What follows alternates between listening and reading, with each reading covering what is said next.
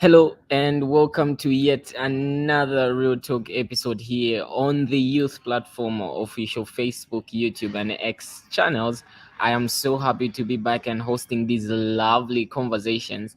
My name is Lubumbe Jeremiah Mulanda and I am your host for this week's episode. Remember, we are discussing all things identifying abuse in a relationship and how to get out. So send us your questions, your comments, and your contributions, and we will be able to read them on the show. I am officially streaming from the tourist capital here in Zambia, so I'm super excited to be here, and I hope that you join us and send us those lovely conversations. I am not alone on the show. I am joined by a very, very well vested panel. I will allow them to introduce themselves, beginning from Christabel. Please, Christabel, introduce yourself. So tell us your names and where you're coming from. Good afternoon, everyone. I'm happy to be here. My name is Christabel Amiola Anyako. I'm from Livingston. I work for an organization called Contact Services Association as a project coordinator. Thank you. Thank you, Christabel. Your audio is a bit faint, but we did get that. You might just need to sort that out. Thank you so much for being here.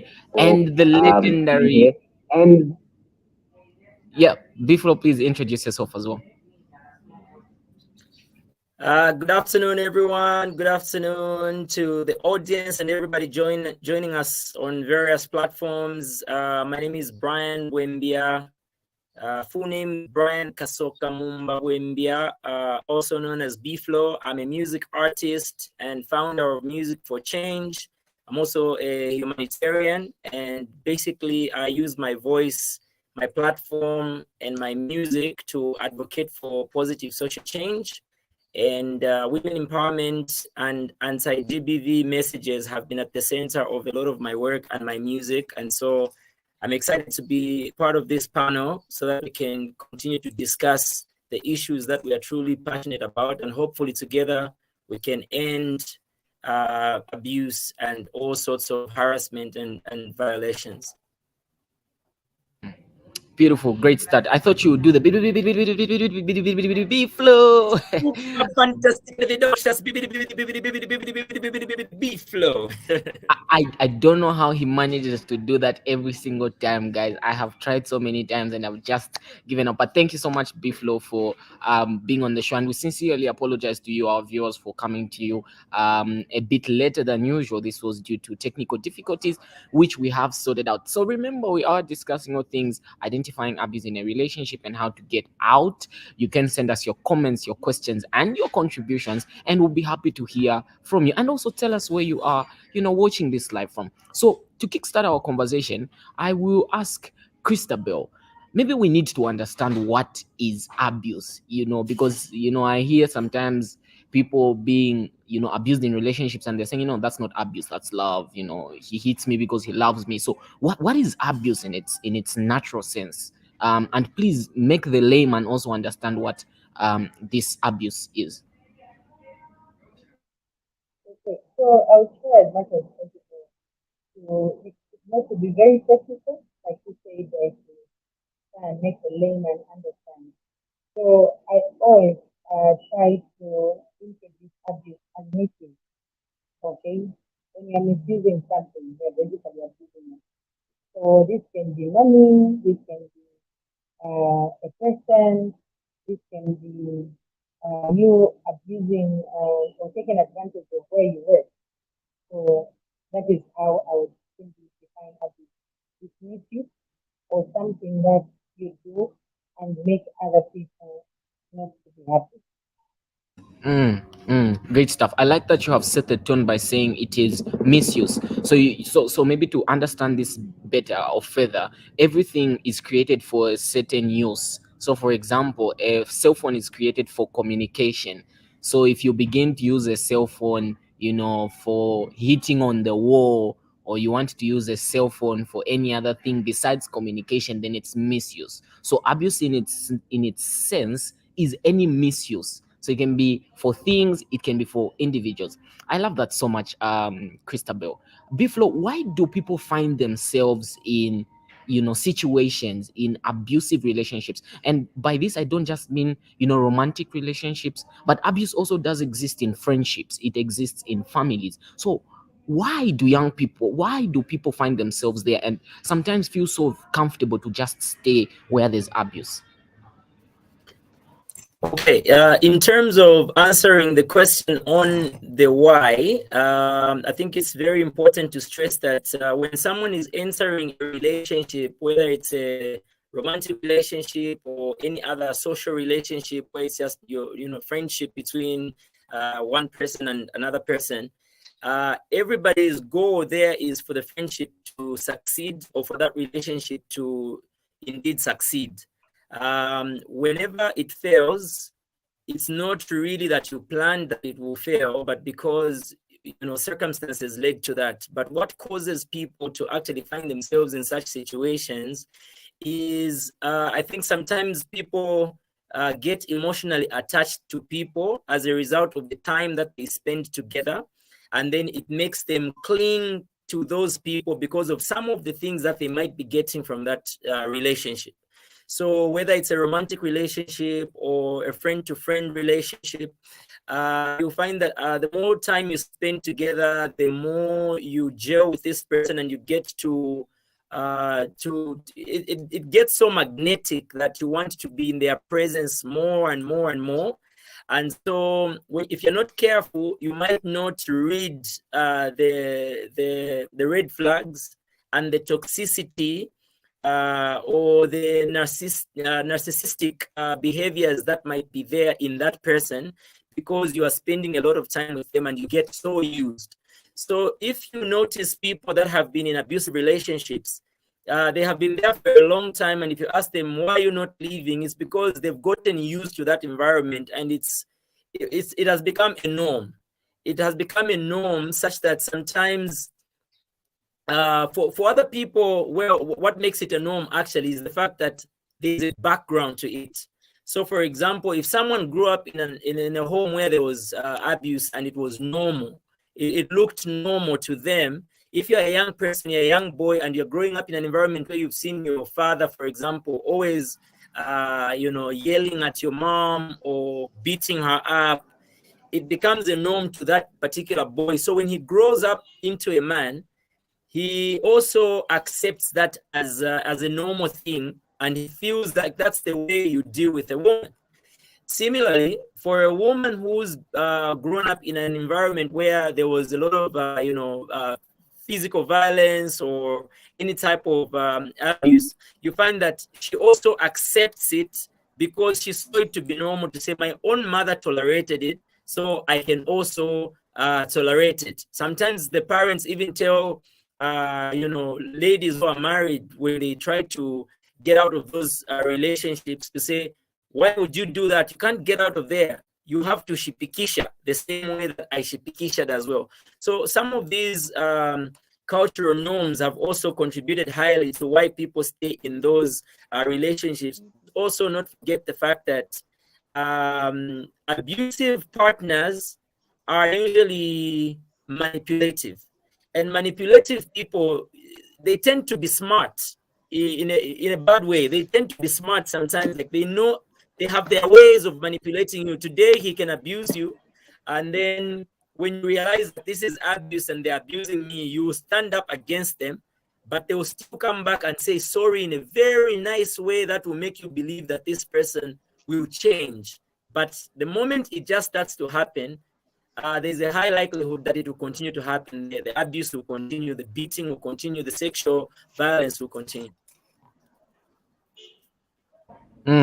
Great stuff. If you are just joining us, we are discussing identifying abuse in a relationship and how to get out of it. I am joined by Christabel from Contact Trust, and also the legendary Biflo himself. And Biflo, I like what you've mentioned about, how, for example, kids at a very young age are exposed to violence, and then they think that's the trend. So when they too settle down and get married, they want to treat their wife the way, for example, their fathers treated their mothers.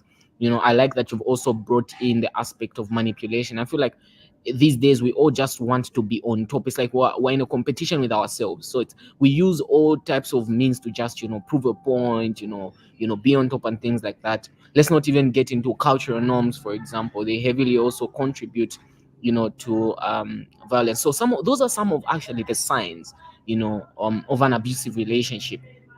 And also, I think, in addition to that, also just generally a lack of dialogue. I believe that communication is the greatest asset that we have, but if someone doesn't want to sit down and actually communicate, like, what's happening here, where is the problem, that is a sign of an abusive relationship, where they don't want to hear you out. They always just want to be heard. So thank you so much. I can see a lot of people just checking in, and please continue sending us your questions, your comments, or your contributions. Tell us where you are watching from. So now, while we wait for Christabel to join, rather, I'll throw the question back to you, Biflo. Is it possible to avoid abusive relationships? Now I'm just thinking, because I think these relationships might just be everywhere. I might, for one, even just be in one. But is it possible to be able to avoid these relationships? It's possible, but also not very easy, especially at the beginning, because at the beginning, a lot of people pretend to be better than they really are. They also pretend by showing you an image that is not really theirs, because they are trying to win you over so that you can be in that relationship with them. But yes, it's possible. And I think it usually becomes possible, especially if you have been in one before. If you've been in a relationship before and you have seen what the red flags look like, sometimes it becomes much easier for you to identify them, such that you can read through someone's lies. You can read through some of the signs that show that this person has got some characteristics of an abuser, which you can simply start to see at a certain point. So, for example, if someone doesn't necessarily hit you, but they grabbed something and then they threw it even in the opposite direction, or they broke something on the floor while talking to you, where in Bemba you say chifukushi. So where there are people I've heard who, when they are angry, they will go and start punching the wall. So while they're talking to you, they're punching the wall. All those are signs. So that's a red flag in itself already. So you can tell that, oh, this is where this is going. So in that situation, when you see something like that happening, then you know to say, today this person is hitting the wall. Next time, they will actually hit me. So that you would have seen a red flag already. That becomes a sign for you to avoid it. And I'm sure there are many other scenarios that you can see to say, well, this is not a very good relationship to be in. It could be, the remarks that someone is making at the beginning before you even get into a relationship with them. A woman, for example, there are certain sexual and inappropriate remarks that you can hear from a male friend, in this case, who's not yet in a relationship with you, but they're talking about maybe objectifying your body, or they're objectifying you as a woman, and you can see where this is going. What type of a person is this? Is this going to be a faithful person? What's their goal? Is it just to touch my body, and after that they exit and they move on to someone else, or they continue, or they'll be cheating on me? So yeah, you have to look for the red flags at the beginning, Sometimes people may pretend. That's why it's very important also to go through certain processes when you are going into relationships. For example, you need to spend a bit more time with someone before you can open up too much your own life to them and say, well, now you can come in, now you are in my inner circle. You need to spend a little bit more time. That's why there are stages. For example, dating phase. If people are looking to get married, they start with dating. From dating, they go to courtship. From courtship, they go to marriage.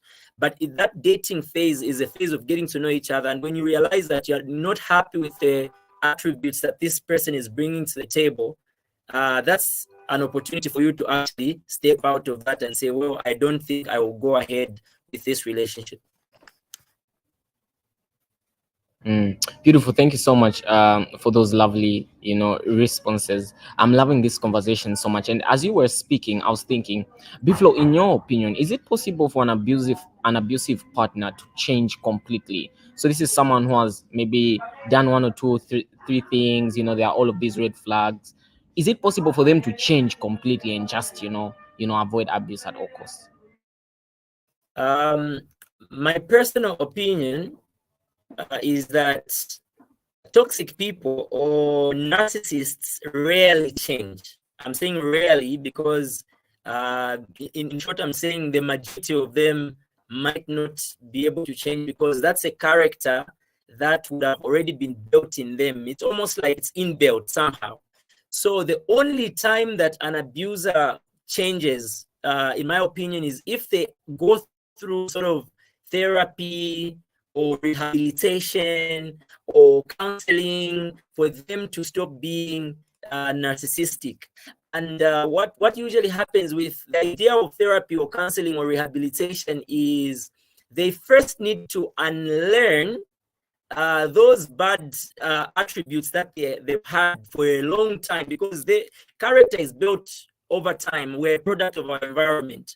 This character that would have been built from the time someone was 3 years old, observing certain things or living in a particular environment, and then today maybe they are 20 or they are 22 or they're 23 or they're 25, and they are an abuser. For them to unlearn those, it takes a bit more time. So if they can go through professional rehabilitation or counseling or therapy, I believe they can change. But if it's just about the person saying, oh yes, I have changed, oh yes, I've changed, unless they've really gone through certain losses where they meant well to be in this relationship and they lost this person that they really wanted to be with, they tried another relationship again, they ended up losing another good person, then that's like part of their personal rehabilitation and counseling, where they say, I keep losing people because of how I behave. How can I behave better next time? And that's why it's important to seek help now by going to places like therapy or rehabilitation centers where they can be made to change. They can be helped to change. That's when they can change. But if someone is just an abuser and they're there, they're doing it, I think it's very, very difficult. That's why I said the majority of them don't change. It's almost impossible, but it's possible.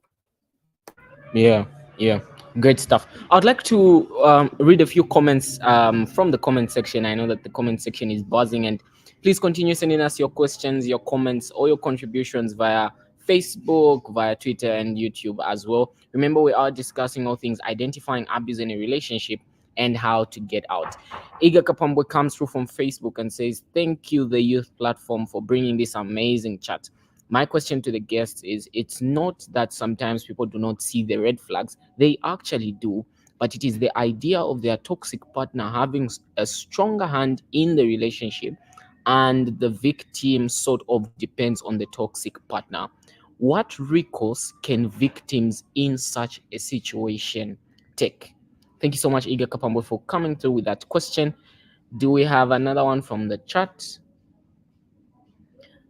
Muya Faith also comes through and says, I think some of the reasons why people stay in abusive relationship is because of the intimate feelings they have for their abusive partners, and also because those that have been abused think that their abusive partner can eventually change for the better, and others stay because of the children they have with them. Thank you so much, Faith, for also coming through from Facebook.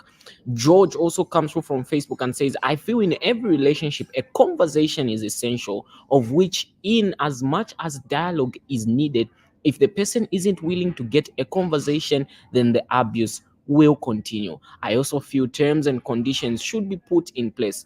Unlike below spending, unlike unlike below spending time with them, I also feel we as youth I also feel we as youths abuse the narrative of dating. Thank you so much, George, for coming through. Now, before we lose this question, Iga came through with a very, very important question. Let me just get a response from that. So he asks, Biflo, this is Biflo and Christabel. This is a situation where, for example, you know that this partner of mine has toxic traits, but you depend on them. It might be financially, it might be emotionally, it might be any other form. What do you do? How do you change course as a victim? Maybe they pay your school fees, maybe they feed you, you stay in their house. Christabel, what can a young man or young woman in such a situation do? Okay, I think firstly it's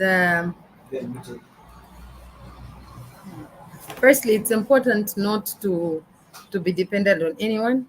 I think it's very important to depend on yourself for anything. Okay, the problem I think that we have, especially as young people, is that there's a particular lifestyle that we always want that we can't afford. So it's important, firstly, to live within your means. And when I say within your means, I'm talking about everything else, be it socially, religiously, even emotionally. So if you are going to be a person that want to depend on people, then you are prone to abuse, because people will take advantage of you knowing that you depend on them. So for people that solely depend on other people, they are usually the major victims of abuse. Say, for example, you don't have what members will say hapa kumo kuboko. I don't want to say a job, because a job is not the only thing that you can depend on. You can have a business, you can do anything and earn a living, even if you don't go to work every day. If you don't have anything to depend on, then you're going to depend on one particular individual that will probably abuse you, and then you're going to stick to that person for a very long time because you know they provide for you. And then it will be very difficult for you to get out of that relationship, because you're thinking, if I leave them, then they will stop doing this for me. For example, you said if they're paying your school fees.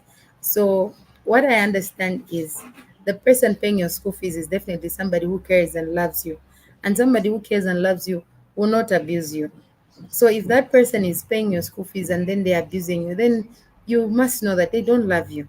So you definitely need to look for people that care for you and people that can help you. So other people will say, okay, for example, I'm talking about a young person that has lost their parents, and maybe that's the only person they can depend on. The truth of the matter is, even when you are an orphan, they say Siwama Federera once, not everybody else. So like me, I don't have parents, but there are definitely people I call mom. There are definitely people that I call dad. So even if there are those people I call dad, they are not the only ones. There are other people. So you don't have to depend on a person that abuses you. And I think the best thing is to you yourself realizing that you are being abused. If you don't realize it, even if people will tell you, you will still feel like you are in the right relationship. You still think that those are the right partners, the right parents that you of course you can't choose your parents, but I mean, for example, if you're staying with an aunt and that aunt is abusing you, yet you have other aunties that you can go to. So if you don't realize that you're being abused, you not realize that you can get help from the other aunties out there. So I think that's my thought. Beautiful, great stuff. I love your response so much, Christabel. And again, if you think about it from the school situation, you go to school so that you earn your degree and possibly you could better your life. But if you are going through abuse in the process, I think it's almost next to impossible that you actually even be able to enjoy the fruits of the degree, even when you get it. Because all of this trauma, all of this abuse, like Biflo earlier mentioned, stays with you for a very long time, and it begins to manifest in what you're doing, in how you treat other people. So ultimately, it's like a lose-lose situation. I have another interesting question. Suzy Mbiri from Chipata comes through and says, how do you react to a partner who's toxic in a relationship, and how do you bring them in a healthy arena of the relationship? You have a partner who's toxic. What do you do? How do you react? Biflo. I'm sure what Susio means case is that you are already aware yourself. You are aware that this is a toxic person, but the reason you're still calling them partner is because you love them and you're still with them. So since you still want to be with this person who you've already identified as being toxic, I think that the important thing to do now at this stage is to get them help. And they need to be willing to go through that help. So if it means linking to therapy, where they can go and deal with some of the trauma that would have caused them to be toxic, or maybe they're dealing with anger issues, for example, they need to go to a place where they can get help for them to start developing the tools that they can use to start transforming. But if you think that you can play Jesus in their life and be the one to change them just by you being nice, you will be so surprised how toxic people can do a lot of things. They can even kill you, they can harm you, they can manipulate you because of how long you continue to stay. The more you stay in a toxic environment, the more the person gets to understand what they would call your weak points. So they will know where to strike. They will know how to manipulate you the next time. They will know how to get away with the toxicity that they bring to the relationship, and it will continue to be just like that. So if you can't get them help, then it's going to be difficult. So I think the best way to deal with a toxic partner and to get the best out of them is to get them help, so that it's not just about you talking and saying, you need to change, you should change, but you've been saying it for months and years become decades, and it continues to be just like that. I will continue to emphasize the need to get help, because in our Zambian context, for a long time we have not believed in things such as therapy. We've not really known these issues of mental health and the importance of getting help. Whenever we hear someone has a mental breakdown, we rush to say, this one is a Chainama case, or this one is mad. We don't look at it as there might be a reason behind this, and we need to get this person help so that they can get back to what they are supposed to be. So get them help, and they should be willing to get help themselves. Yeah, I like how you've ended. There should always be a willingness, from the person who's abusive to just be able to change. And I feel like then you would have, ensure that you make progress. Now I know that we are slowly winding up the show, and the $1,000,000 question now, which is like your deliverable, Christabel and Biflo, is how do you get out? We've discussed at length how you identify an abusive relationship, what are the signs, how to avoid, and all of that. But how do you get that? I will begin with you, Christabel. How do you get out of this abusive relationship? You think, what, I can't do this anymore. How do you get out?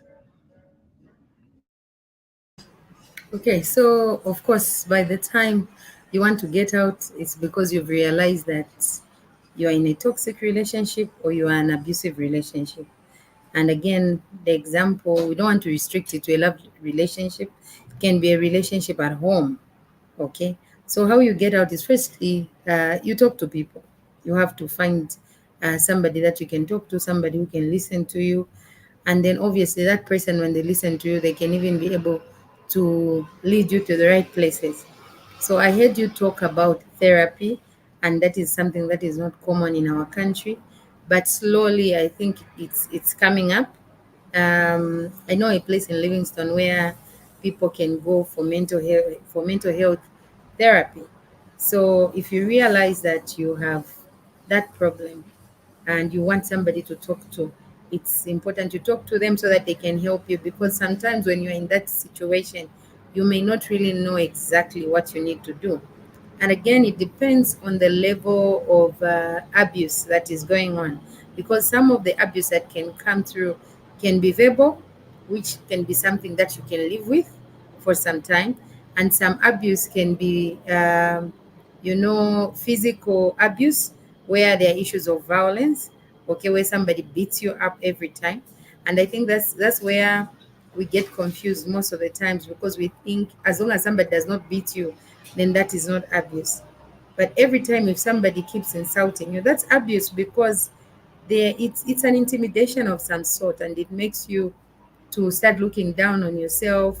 Your self-esteem goes down, because then if somebody keeps telling you that you are dull or you are foolish, and you also start looking at yourself in those lines.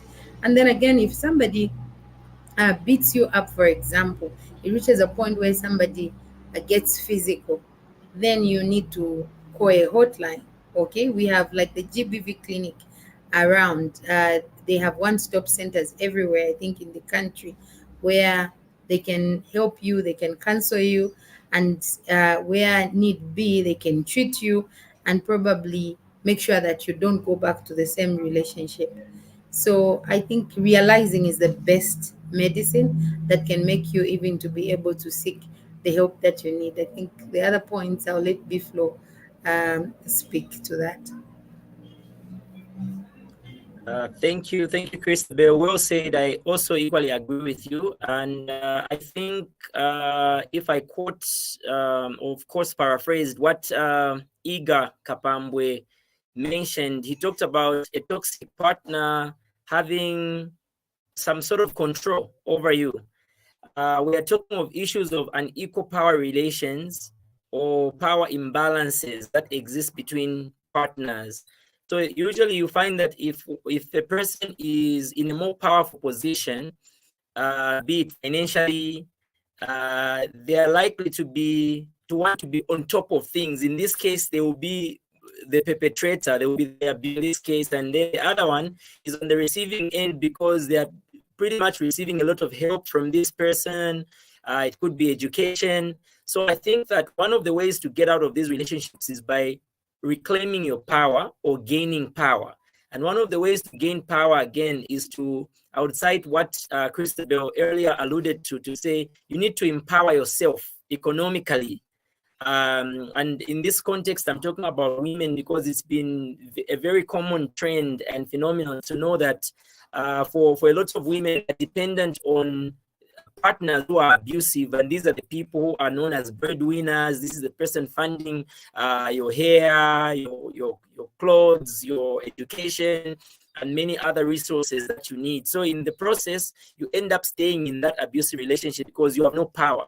So you need to gain your power so that that person will never disrespect you. Because if you're economically empowered yourself, for example, you've worked hard, or you've gotten help from somewhere else for you to go to school. After school, you've gotten a job and you are educated, you're enlightened, you know your rights. No one will come and abuse you, because just from seeing how educated you are or how empowered you are with knowledge or with finances, this person won't have a reason to abuse you, because they know that the moment they do, you will go. Unlike someone else who's dependent on this person, sometimes when these abusers are abusing you, they will even say it to say, where can this person go? They depend on me. So reclaim your power, gain your power, go power. Beautiful, beautiful. Well said. That was so good. Thank you so much to you, Christabel and Biflo, for coming through to the Real Talk today and helping us digest identifying abuse in a relationship and how to get out. Now, to the viewers out there, if you are experiencing abuse, any form of sign, it can be the smallest red flag, please feel free to contact 116 or 933. These are toll-free numbers, so they are absolutely free. You don't need to have any talk time, any minutes. You can call these numbers right now and you'll be speaking to trained and well qualified individuals who will help you through everything that you are going through. So remember, we continue to raise awareness towards the 16 days of gender activism. As the youth platform, we remain committed to ensuring that we help you, our viewers, in going through any type of abuse that you may be going through. And once again, thank you so much for sending your questions, your comments, or your contributions. Please feel free to follow our social media platforms. We're on Facebook, we're on LinkedIn, we are on Instagram, we are on X. We are on every social media platform so that we continue interacting and sharing these lovely conversations. I have been your host, Lubumbe Jeremiah Mulanda from the Youth Platform. Thank you so much for joining us. Until next week, when we have another real topic here on the Real Talk, it's bye bye and God bless.